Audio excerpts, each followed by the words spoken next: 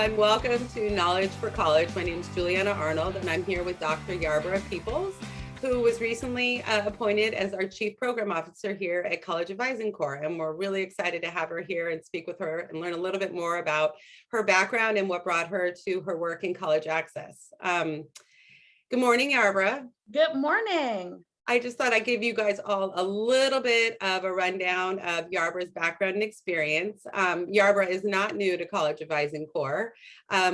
Most recently, Yarbrah has served as Senior Director East for the program team, guiding and supporting initiatives that expand CAC's reach and deepen its impact across 8 states in the Southeast and Northeast. And then prior to joining College Advising Corps, Yarbrah helped launch and lead University of Georgia's partnership with College Advising Corps. Before that, she started her career as an assistant director for the TRIO Student Support Services program at Florida State University, supporting first-generation students through graduation and career preparation. And she later served as senior assistant director of admissions and alumni relations to the University of Georgia. So Yarbrah received her Ph.D. in higher education from the University of Georgia's Institute of Higher Education. She has a master's degree in higher education from Florida State University and a bachelor's degree in business management and an MBA from Florida A&M University. That's quite a mouthful. Congratulations, Yarbrah. Quite accomplished. So we are just so excited to have you in this new role as Chief Program Officer. You bring so much to the table, and it's, really want to better understand, maybe to start off with, when you developed this passion for helping underserved students enroll in post-secondary education. When did this become, you're obviously been a focus of your entire career? And was it kindled in your youth? Did it take shape as you pursued your own post-secondary opportunities? Maybe you could shed some light on that. I think people will be interested in understanding your story. Yeah, so I thought, thinking about my path and what kind of got me here, it's interesting. Informally, I'd probably say it started when I was in high school. So I was an international baccalaureate student, which is a program for kind of academically advanced students. And so and that is the IB program. They're becoming more popular now. But yeah, that's amazing. Yes, so I was in a program at St. Petersburg High School, and one of very few African Americans in that program. In fact, I think there were only 9 the year that I was a student in that program. But one of the things that I recognized as I was beginning my kind of college preparation experience was the amount of help and support that I received from my school counselor. And so our school counselor was there for us along the way. We got individual help, we had group meetings, we had meetings with our families, talking to us about our different options and the scholarships that were available. We used to actually get scholarships delivered to our English class when I was a junior and a senior. And so there were all of these opportunities almost being handed to those of us that were in this specific program. And I would find that I'd head to lunch after my English class, have a list of scholarships, and then ask some of my friends that weren't in the program, had they seen the list, or had they applied, or were they having conversations with their counselors? And I was finding that this wasn't happening. And I didn't understand why at first. I was like, well, I don't understand. Even when I look on some of the schools listed on this list, some of you all could apply to these schools, you get these scholarships. And I found that this was not only happening to my friends in high school, but those that I was in extracurriculars with, those that went to my church. And so, and me wanting to be, I'm a solutions oriented person. I created my own little packet. So as I was learning things, I created a document that had some of the information that I was receiving, and I would share it with friends. I shared it at church. Anytime someone was having that conversation, I shared it, and I kept it for years. By the time I was in college. Oh, wait, you started this work way back before. I didn't know that's what this was. I was just like, this isn't fair. Other people deserve the opportunity to at least know about the options that they have. Now, when I went to college, I was a business major, so I wasn't really thinking about a career in education. But graduate school actually led me back, and my graduate assistantship was in the Center for Academic Retention and Enhancement at Florida State University. And so this this unit at the university housed all of the collegiate and collegiate programs that supported college access and completion for first generation and low income students. And so it was there in a graduate assistantship working with the TRIO program that I really began to understand all of the challenges and roadblocks, not just the ones that I was thinking of, that existed for students that don't come from families where others have attended college, or they don't have resources and supports, or they weren't in special programs where those resources and supports were offered to them. And so I am a justice-minded person. It didn't seem fair to me, and I wanted to be a part of the solution. And so while initially I stepped foot into the whole higher education sphere, simply thinking about one day wanting to be a university president, my heart really started tugging and pulling me into wanting to be a part of helping students, particularly those that are underserved, in their pathway to opportunity. And so that's what's led me here. Ultimately, when I pursued my Ph.D., that's when the University of Georgia's chapter was starting with College Advising Corps, and that began my story with CAC.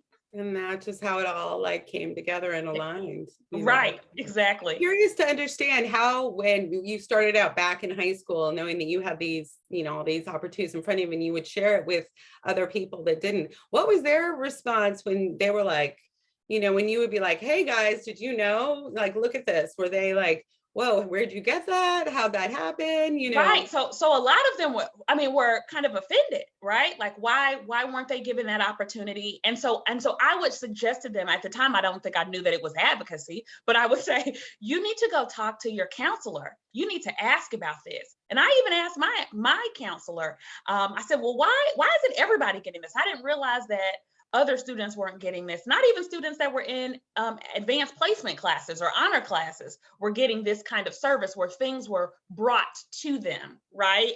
And so it mimics so many things today where those already with resources and advantaged are often given things to help them in their process. Definitely. Right. And the students that need it more often are struggling to decipher their way or find their way through loads of information and confusing processes and things of that nature.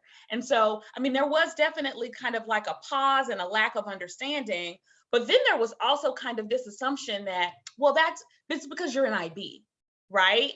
And I was just like, well, yeah, but that still isn't fair. Just because I'm in IB doesn't mean that someone couldn't deliver something to the classroom next door if they delivered it to mine. Right. Well, right. And I think that comes back to kind of the work that our advisors do.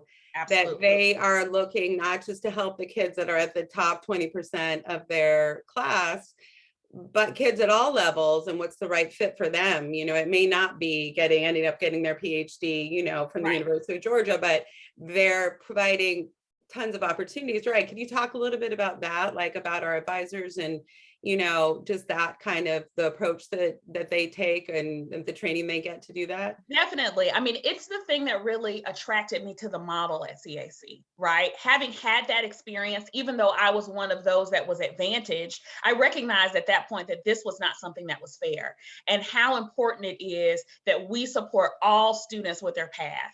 Everyone isn't going to want to go to a four-year institution or go on to get a PhD, but every single student should have the opportunity to sit side by side with someone and discuss their options. And that's what our advisors provide. They provide so much. It's like looking at the mirror at yourself a few years older for many of our students. They're looking at someone who maybe even went to the same high school as them or from a rival high school, right, who was in the same neighborhoods, did some of the same extracurriculars, maybe even had some of the same worries and concerns and the same family dynamics, who was able to find their way to opportunity. And for some of them, that started at a community college or a technical college, and then they navigated their way to a four-year institution. But it's really important to have someone who reminds you of yourself, who understands where you're coming from, even if that's just from the perspective of being from the same generation, listening to the same music, right? Someone who gets it, right? Someone who gets it, who sits down and has a conversation with you and is able to say, I was just here. Like I was just 4 years ago in your shoes, not sure what I wanted to do, not sure where I wanted to go, not sure if I could do anything. And look at me now. And for so many of our students, that gives them the inspiration they need to try. I mean, that's the thing that we don't talk about enough, is that there's so many steps before an application. Some of it is just believing that you can do a thing. And so often it's someone that reminds you of yourself to say, like, yes, I didn't have it figured out either. I was sitting in Mrs. Jones' class, twiddling my thumbs, not sure, not sure of how to do this. Or I got my first, scores on my SAT and it wasn't great. And I didn't know what my options were going to be. And I had to take some steps back and try again. And so for me, that's always been important. And the fact that our program isn't a cohort model. It allows our advisors, and it empowers our advisors to go out to touch every student. So not just the students who are high achieving and already on this post-secondary pathway, but those that sometimes are hiding from you because they're afraid, right? So our advisors they're going to classrooms. They're also going to basketball and football games. They're meeting people in the gym. They stand outside when students are getting on a bus. I mean, they're going to do what they can to find a student. They're going to utilize innovation. They're going to utilize all of the skills they have of connection and engagement with young people to really say, like, we're at least going to have a conversation. I'm going to at least talk to you about what's available. The stories that I've heard are phenomenal, especially during these past 3 years where things have just been so up in the air for everyone. I mean, the lengths and the creativity that they've used to get in touch with students, they're relentless. They're not giving up, which is amazing. And that's what those students need, is someone who's just not going to give up on them. So it's really powerful. Thank you. That was great. That was great. So now looking at this role coming in, in this leadership role at College Advising Corps, I mean, what are you hoping to accomplish in this role, or what would you like to see for the organization and you in this role? You bring so much to the table with your background and experience, and that was so interesting hearing all about it. But what kind of challenges do you hope to address in the next few years? Right. So I think one of the first things that's really on the table for all of us is this transition into the new normal and what that really looks like for students. And I think, if it's anything that we've learned, over the last 3 years, is that our students are going to have some different challenges that they're facing, and they also have some different interests. And so I think it's important for us to be responsive in the way that we support them, and not only them, but also our advisors, right? So I think it's really important that we begin to think about how we can better support social emotional health, and making sure that people are just in the right space to be able to have these conversations, and then realizing then where our point of coming in and having these conversations begins, right? So a lot of that becomes better partnering with our school counselors to make sure that students are receiving the support they need. And then through that partnership, that kind of passing the baton to be able to have that first conversation about options and opportunities for a student. And so I think we need to do some reflection on what that process looks like a little bit. And I think that's really going to require for all of us, is really a lot of listening and really enhancing the partnerships that we have. And so that's our national staff with our program leaders with our advisors, and our program leaders and advisors with the school leadership, right? At all these different levels, I think we have to really rethink how we are going to be working together so that we can best support students. I think another thing is, and this just has to do with our knowledge base here at CAC, and it's something we're actively working on now, is to really make it much more comprehensive so that it is more inclusive of more post-secondary paths for students. In the last 5 years, there's been so many new developments in terms of credentialing and technical opportunities where students can create these pathways that maybe they lead to college, or maybe they just lead to greater opportunities after high school. And so I think it's really important that we ensure that our advisors are learning everything they need to and are able to better vet some of these options for students so that they can guide them along those kinds of pathways. I think those are probably the most pressing. I think we always have the kind of tried and true conversations around FAFSA that are extremely important. Right. As having just done that this year myself. I get it. I was like, it is complicated. It's complicated. Not And sometimes easy. it's just never ending with the documentation you need to provide, right? Absolutely. Absolutely. That verification process can catch up anyone. And so that's why it's really important that our advisors are well trained on how to support students through that process. And what's even more important, I think, and a lot of programs really don't dive into the FAFSA. And that's what a lot of people don't recognize. Our advisors are trained to be able to go through that FAFSA application step by step with student and parent.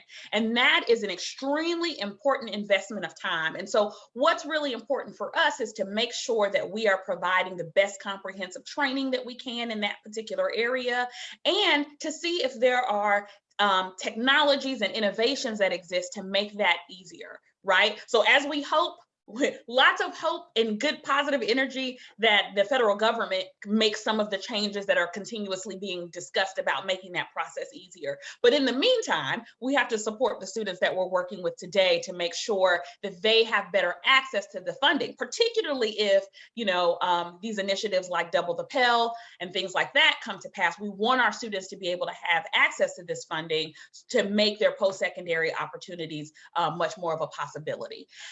When I think about overall our challenges, the students that are transitioning now have had a really interesting high school experience.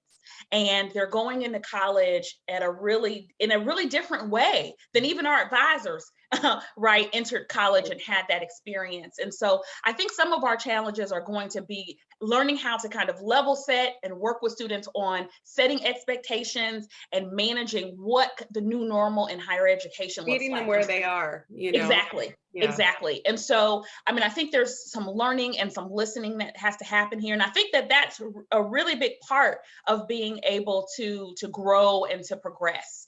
And so I look forward to that opportunity. I know that one of the strengths of CAC is the network that we have. And so our program leaders all over the country are learning different things in their states. They're connected to college access networks. They're connected to these amazing universities. And so they're hearing a lot of things from the ground. So they understand state policy and state financial aid, and then they're able to bring that back and support our national initiatives to better support all of our advisors. And so I think that's critical, given that we are all over the country, absolutely. that the way that our systems are set up, state by state, there's so many things that are varying in policy and programming and funding and all of this. So exactly, it's very interesting to see it across the board and how it affects national policy and the work that we're doing. So you sit in a very important role, and we're so happy and thrilled to have you in this position and lead us into the future. So I just want to thank you, Yarbrah, for taking the time today. We're really excited. And it was great chatting with you. Great opportunity. Thank you so much for inviting me. CAC has meant so much to me since 2008, when I first heard about the idea at the University of Georgia. I have worked with this program in different capacities since 2009, when we had our first group of advisors, of 4 advisors at the University of Georgia. It is really kind of an honor for me to have the chance to lead this amazing department, and to work with our programs to ensure that we're supporting our advisors and supporting students, because this is all about opportunities for them. So I look forward to the work that we will continue to do together, and I thank you for the opportunity to talk about it today. Thanks, Yarbrah. It's wonderful. Okay, take care. Have a good International Women's Day. Thank you. You do the same. Okay, bye. Bye-bye.